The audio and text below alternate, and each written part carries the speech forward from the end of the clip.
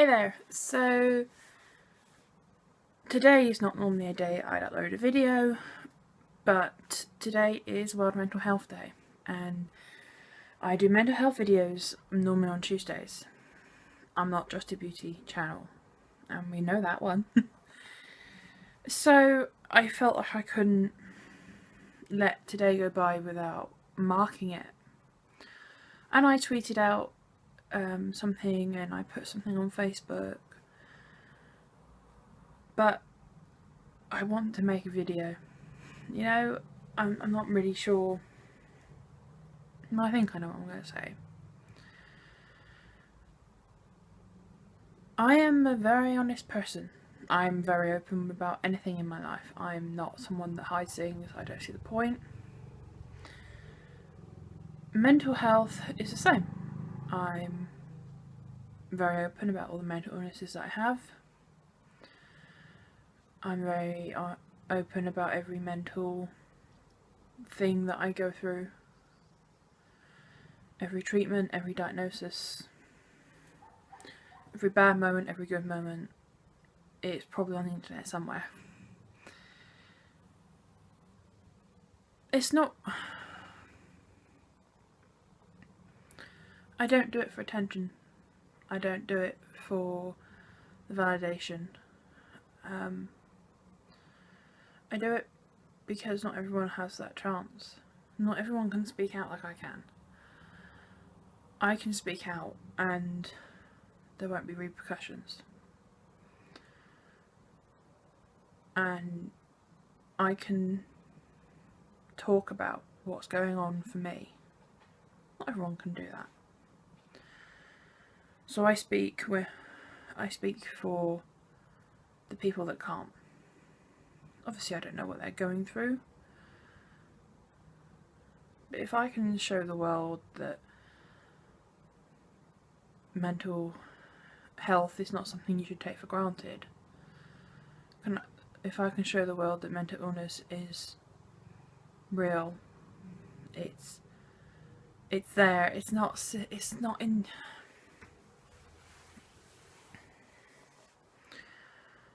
made up, it's not fake, it's not just a bad day or a problem, it's so much more than that. And so many people don't understand that. I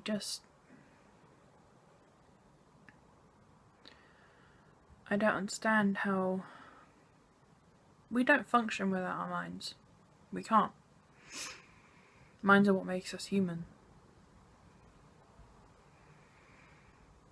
So why is it so weird when they fall ill?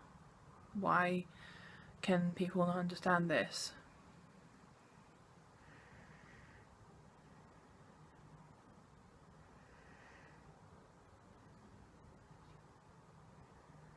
The fact that we have a World Mental Health Day sort of shows you how important it is, really. It shows you how this is so needed, because me, you, everyone, we all have mental health. We all have a mental state. We all have a mind. Not everyone has mental illness. I do. A lot of my friends do. Family does.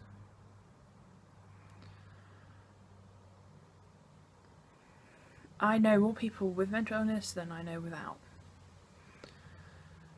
And I know people on all sides of the spectrum. I know people with all different kinds of illnesses. I know people that have had their lives wrecked and ruined and torn apart by mental illness. I know people who have made it through and come out the other side. I know people who aren't here anymore. And those people in question who aren't here anymore because of mental illness, I didn't know them personally, but I know of them. And I certainly do know people personally who have tried and who have made attempts on their own life, including myself.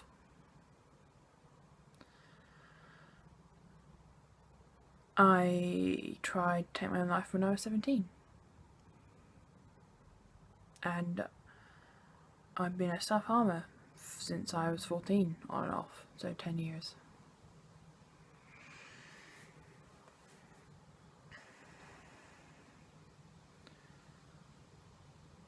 It's a difficult thing to explain to people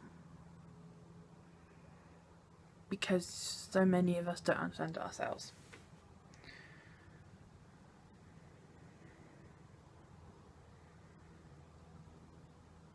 Four years ago, I was in a good part of my life. Then everything fell apart.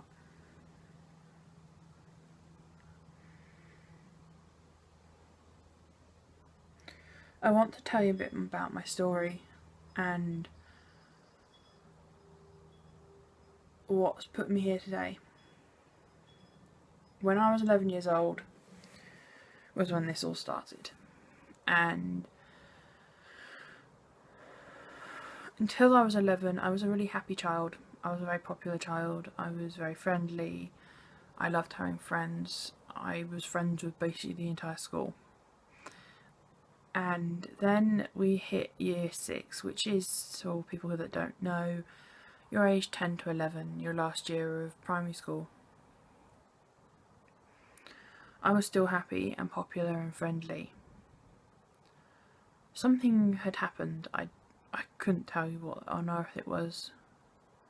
I had gone from being really confident in myself to there was something wrong.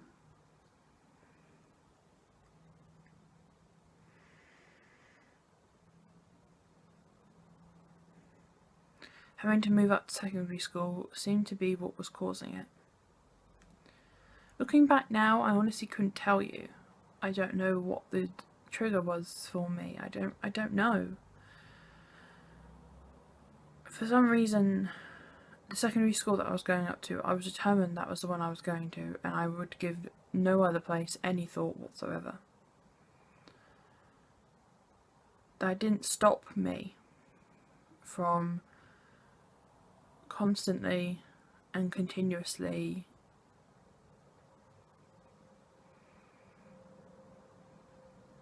trying to avoid it. We had various visits up to the secondary school in our last year. I avoided them, and I would say I was ill. I would get very upset. Looking back now, I still don't understand why.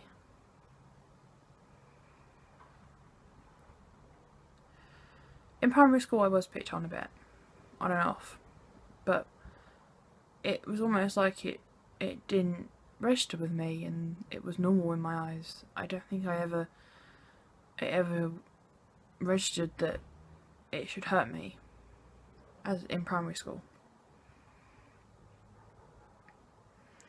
Primary school ends and I go up into secondary school. And when I look back on it now, the Catherine that left primary school and the Catherine that started secondary school 6 weeks later are two really different people. Nothing big or major happened in those 6 weeks. But something's changed in my brain. Something snapped, something happened, because I was not the same Catherine.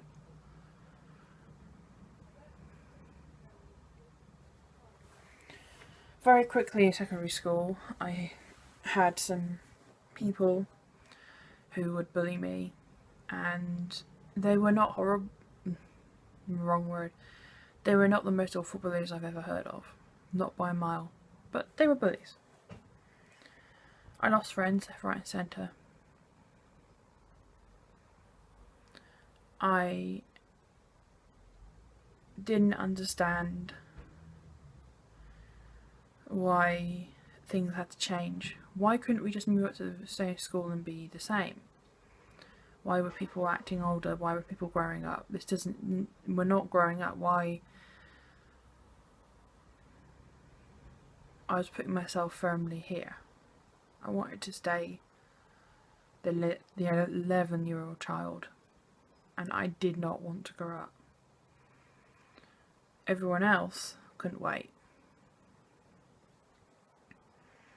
I quickly lost a number of friends. The work was a lot harder, and even though the school was well aware I was dyslexic, I didn't get a lot of help. Very quickly I started to pretend I was sick. A lot. If I remember rightly, my end of year report said I had something like 58 days sick or something. Something really silly like that.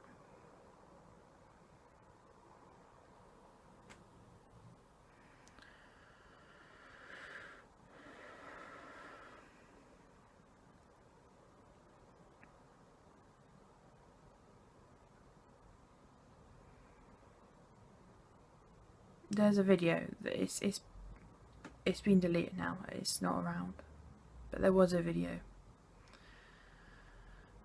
Mum took it to show the school what she was dealing with, because as you can imagine, she was getting a lot of flack for not making me come to school. She took this video and I'm laying in bed and I'm obviously extremely upset. You can hear it. I'm sobbing.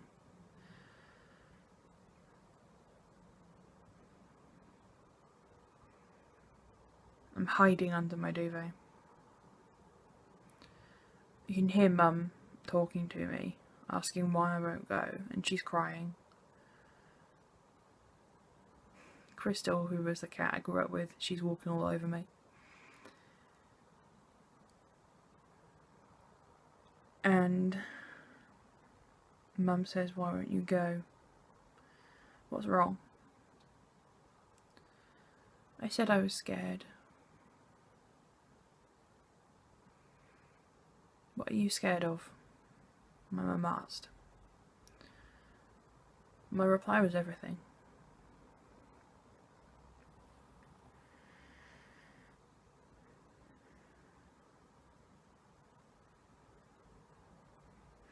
Mum said when she took that video, when she looked at me, and I looked at her and took the DV down, and looked at her and she looked at me, she could see the fear in my eyes. She could see how scared I was. And that was when she realised that we couldn't do this anymore. So the wheels started in motion for me to go under mental health care and other bits and pieces like that. And for that moment and point, I didn't have to go to school.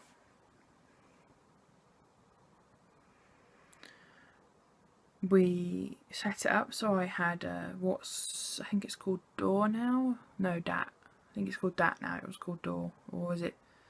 No, it was called Door. It was called DAT. It's now called Door. It's treatment for dyslexia.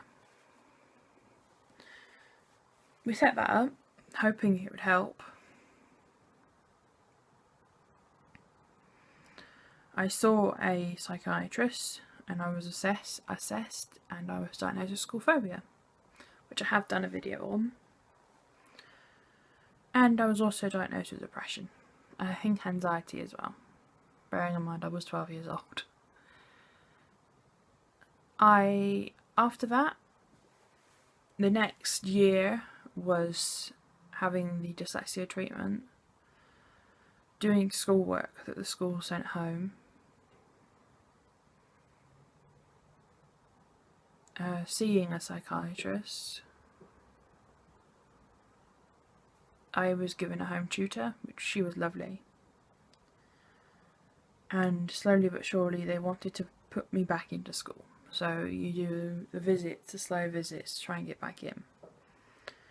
And by year 9 I no longer had the home tutor. Now I was part-time at school again. I had a LSA or a TA, teaching assistant, with me at all times.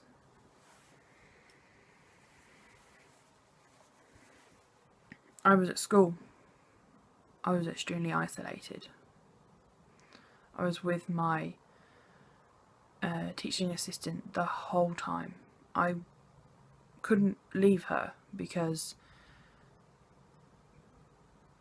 everything scared me about the school. Everything was so petrifying to me.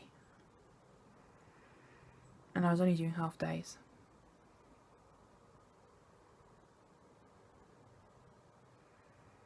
By the end of year 9, I'd stopped again.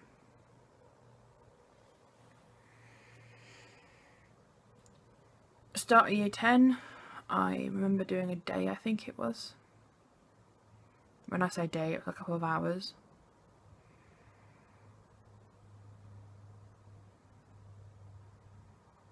I remember coming back. Mum looked at me and said, "You're not going back, are you?" By this point I had expressed suicidal thoughts. I was 14, so I was put on antidepressants.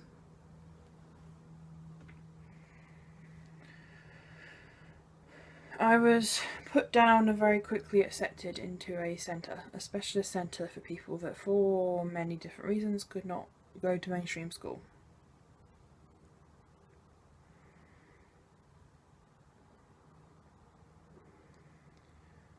I was there for most of year 10. Around that time I also started self-harming.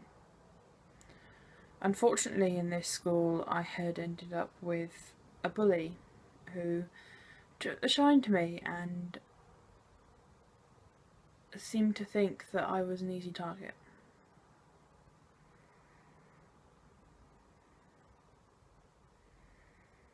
My psychologist, I think it was psychologist, that I saw drove me insane. I hated her. Her nickname for me was Dr. Bitch. My nickname for her was Dr. Bitch. Is that particularly nice? No, but I severely disliked her. She blamed most things on the way I dressed. You wear black and that means you're depressed. You wear black and that makes you depressed. You wear black and this. You wear black and that. You're hiding. Why do you da-da-da-da? You get the idea.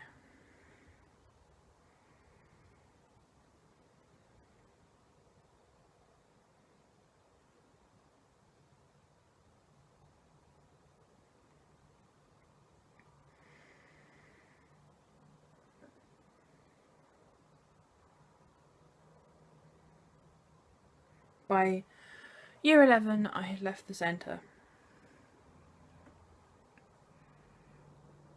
and I was given a home tutor who was awful. She was very opinionated and was saying a lot of very untrue things about my parents. But I did get through year 11 and thanks to my mum who fought her ass off for me to be allowed to do my GCSEs at my primary school, I got a few GCSEs. They're not much, but I have them.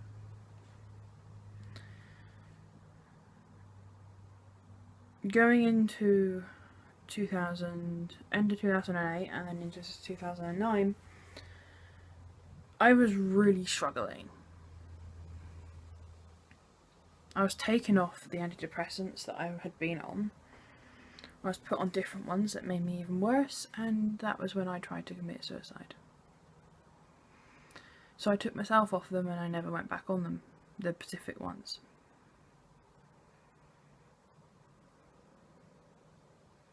I was doing an at-home college course that most of the work my mum did. I couldn't do it. I was a wreck.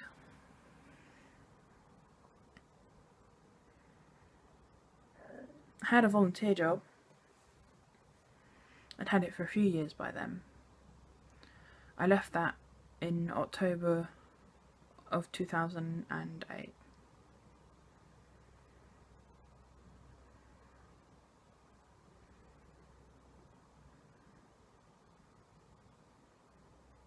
Oh, I left that in October of 2009, sorry. Come February of 2010, I completed my course in the October of 2009. In February, I decided to start losing weight, and that was when my life started to turn around. Not because I lost weight, that just sort of coincided with it.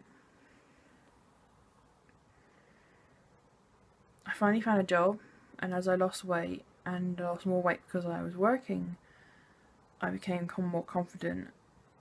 Because I was working, I found it easier to control my emotions more, and from May 2010 until November 2012 were the best years of my life. I was happy, and I lost a total of 11 stone in 2 years. I went from 17 years old and 24 stone to 20 years old and 13 stone.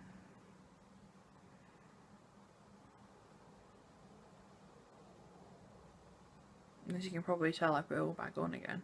I have no idea what I weigh now. Way more than what I did, let's just say that.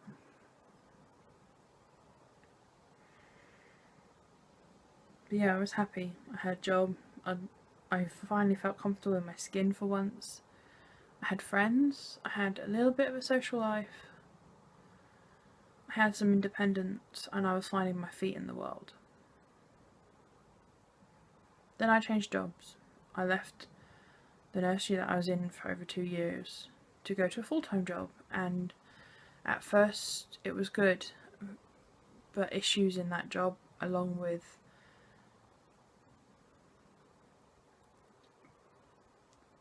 things in real life, as such as one of my nans had to have open heart surgery, another one of my nans was diagnosed with cancer.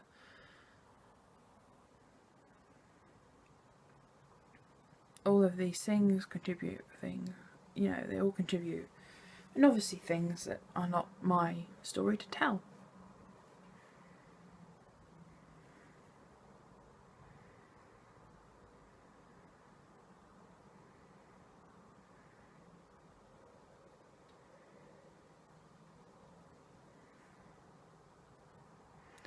November 2012, I was signed off work. 6 weeks I was off. I was referred back to mental health services. I was assessed. I was sent back to work. I lasted 3 days and I was signed off again.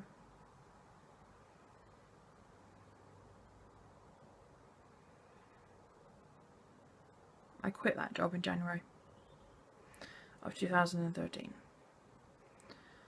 I was in the process of doing my level 3 MVQ in childcare, so I had to be doing something.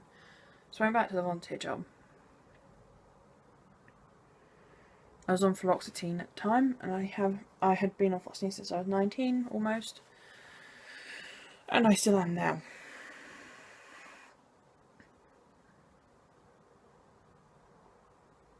I had a CBT course, a different kind of course to the one I did this year. It was about life coping skills. But my issue was I didn't know what I had to be coping with because I didn't know what the problem was. But I did the volunteer job. I finished the course.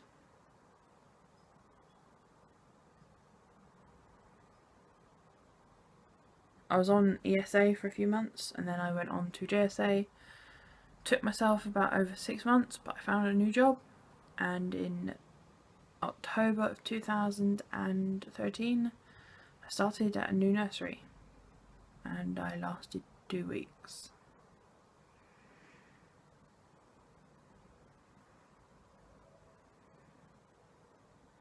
I don't regret leaving my first job.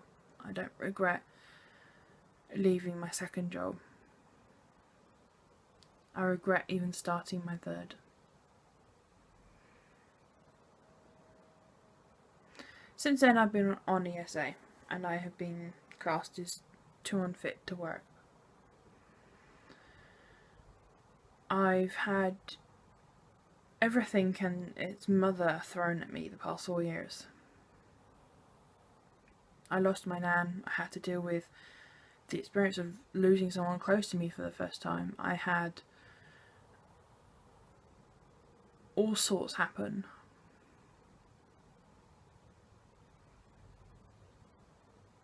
I had to deal with losing myself again. Now, 4 years down the line, it's October 2016.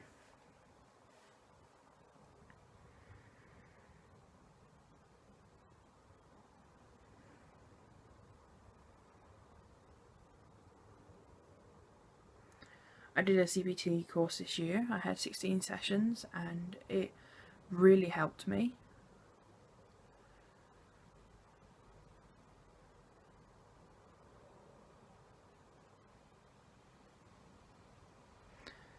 But I still lost my early 20s to mental illness, and I still lost my teenage years to mental illness.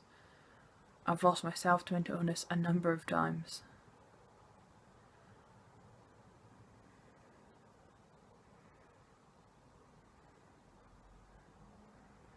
I haven't had half the opportunities that many people take for granted because I haven't been in the social situation to get them. I haven't gone to a pub. I haven't gone to a concert or a gig or the theatre. I haven't gone out for dinner with friends. I haven't gone to the cinema with friends. I haven't done a lot of things.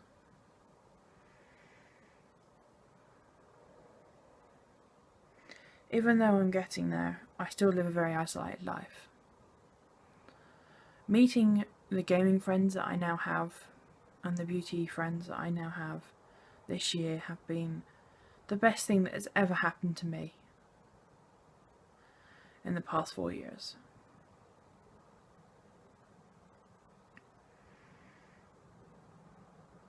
However much I adore them, and I do, at the end of the day it's still me sat in my room by myself.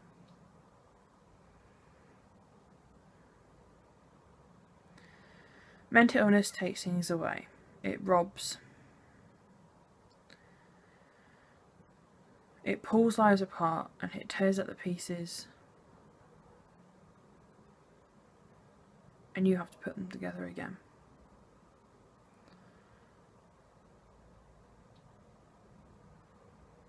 It's taken everything from me. It took me from me. I'm not the same person I was 4 years ago, and I never will be.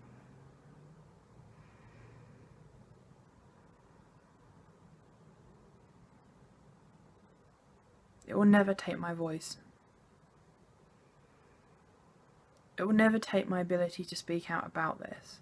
It will never take my ability to show people that they're not alone. It will never take my ability to help people in any way I can.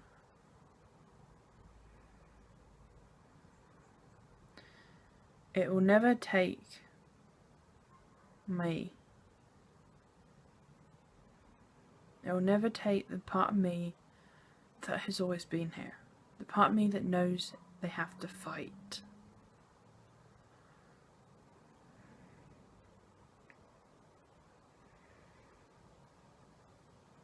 mental illness has taken almost everything from me. It will never take my voice. It is going to be a really long video because I don't plan to edit this. This is going to be raw and real. I will put a start slate and an end slate, and that is it. I'm not touching the rest of the video. I hope this was informative. I've had a number of messages from people thanking me for doing these videos. Thank you for watching them, for commenting on them and messaging me. Always do. Everything is down in the description box. I get thanked because people don't feel brave enough to do it themselves. Today of all days. Maybe see if you can.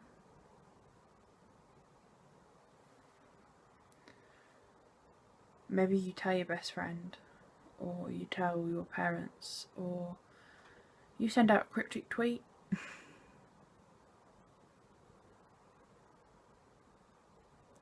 If I can give courage to one person to talk today, I've done what I wanted to do.